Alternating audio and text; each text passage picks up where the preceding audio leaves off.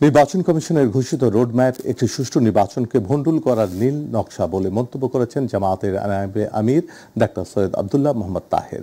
সকালে Comilla central medical college হাসপাতাল অডিটোরিয়ামে নির্বাচনী দায়িত্বশীল সমাবেশে অংশ নেন তিনি। এ সময় দলটির নায়েবে আমির বলেন, প্রচলিত পদ্ধতি ও নতুন পিআর পদ্ধতি দুটোর মধ্যে একটি নির্ধারণ না হওয়া পর্যন্ত রোডম্যাপ ঘোষণা ইসির বড় ধরনের অপরাধ। নির্বাচন কমিশন ও সরকারকে রিফর্ম চার্টারের মাধ্যমে আগামী নির্বাচন করতে বাধ্য করবে জামায়াতে ইসলামী।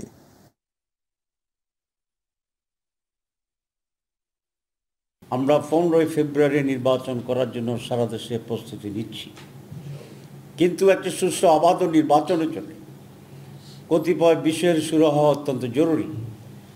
তার মাঝে 1 নম্বর হচ্ছে, আমরা বলেছি জুলাই চার্টার, এটাকে আমরা যেখানে ঐক্যমত্য পৌঁছেছি সে সমস্ত জায়গায় এটাকে আইনগত ভিত্তি দিতে হবে এবং এর ভিত্তিতেই ফেব্রুয়ারির নির্বাচন হতে হবে।